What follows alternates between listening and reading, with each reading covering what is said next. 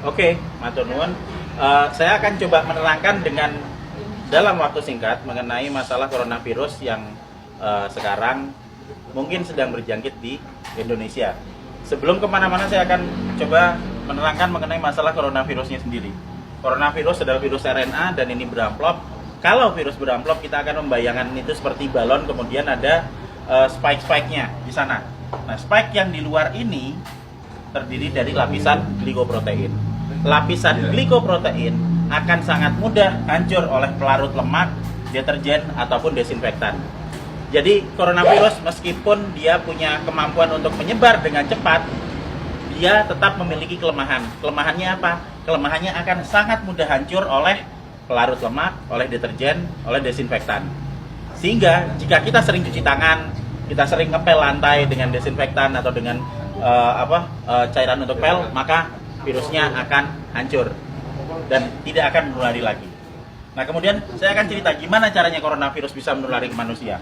Coronavirus menular ke manusia itu lewat sentuhan dengan material-material yang sudah terjangkit virus pertama, terus kedua pada saat kita berada di keramaian, kemudian ada orang yang mungkin bersin, kemudian kita kena oleh kontak langsung, maka dia akan langsung bisa menulari kita. Tapi sekali lagi kita jangan terburu panik dulu. Kenapa? Karena coronavirus ini tidak seganas seperti yang dibayangkan atau yang ditampilkan oleh media. Kita akan selalu lihat di situ. Sekarang korban coronavirus seluruh dunia ada sekitar di 80.000 sekian penderita. Tapi dari 80.000 itu nanti yang meninggal itu ada sekitar 2.400 yang selalu hanya akan ada di kisaran angka 2-3%. Silakan nanti dilihat di data statistik mengenai seberapa banyak yang orang yang terkena coronavirus dan seberapa banyak yang meninggal. Yang meninggal selalu ada di kisaran antara 2-3%.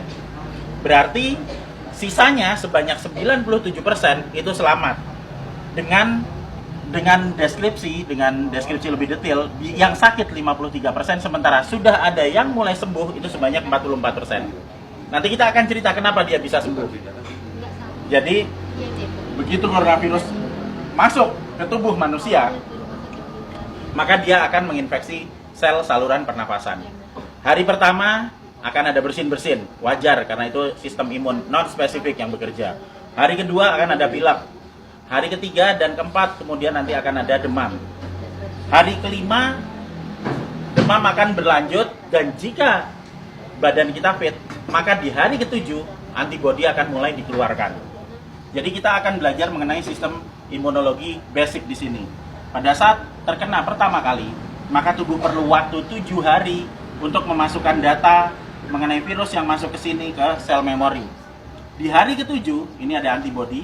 Hari ketujuh antibodi akan meningkat, akan keluar di sini hari ketujuh. Hari ke-14 dia akan naik sampai ke atas maksimal. Nah, pada saat antibodi naik di sini, maka antibodi itu akan dipakai untuk melawan virus corona. Karena antibodi sifatnya spesifik. Antibodi anti corona hanya bisa dipakai untuk menangani virus corona. Dan itu akan dikeluarkan 7 hari pasca infeksi. Yang akan sampai di puncaknya di 14 hari. Pada saat antibodi sampai di puncak, maka virus corona akan ditangani oleh antibodi di dalam tubuh kita sendiri. Karena virus hanya bisa ditangani oleh antibodi. Beda dengan bakteri. Bakteri bisa pakai antibiotik, virus nggak mempan. Hanya oleh antibodi. Dan nanti antibodi akan berlanjut turun sampai di minggu ketiga. Apa yang terjadi di minggu ketiga pada saat antibodi sudah mulai turun? Berarti infeksi yang ada di dalam sudah ditangani oleh antibodi yang tumbuh dalam kondisi maksimal di umur 14 hari tadi. Jadi sesudah 21 hari, otomatis virus yang ada di dalam badan kita sudah tertangani. Apa yang terjadi kalau nanti ada serangan virus lagi? Jika ada serangan virus lagi, data yang ada di sel memori akan dikeluarkan sehingga respon imun kedua akan berlangsung 24 jam sesudah paparan. Jadi misalnya saya sudah pernah kena corona dan saya bisa bertahan hidup sampai 14 hari, maka saya akan kebal seterusnya. Dan berikutnya jika saya kena virus corona lagi, kita nggak perlu nunggu sampai 7 hari sampai antibodinya keluar. Sekarang kena, maka besok antibodi sudah dikeluarkan. Itu sebabnya 44% orang bisa sembuh bahkan tanpa vaksin karena vaksinnya belum ditemukan.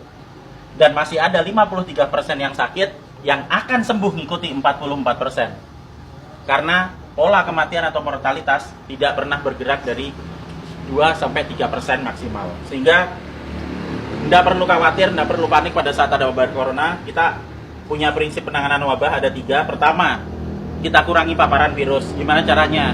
Untuk kita pribadi hidup sehat, sering cuci tangan, jaga kebersihan tubuh, sering mandi.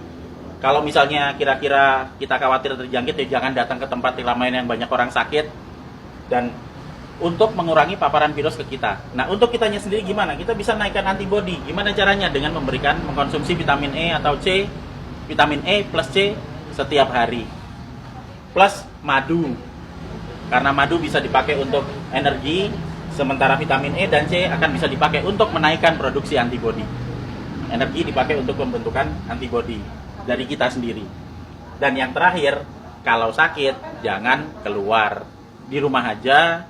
Terus kita beri terapi, kita sembuhkan, makan yang benar, kita melakukan pola hidup sehat, sehingga jika itu nanti sakit atau misalnya katakanlah demam, panas dalam waktu 4-5 hari itu wajar, nggak usah panik, biasa aja.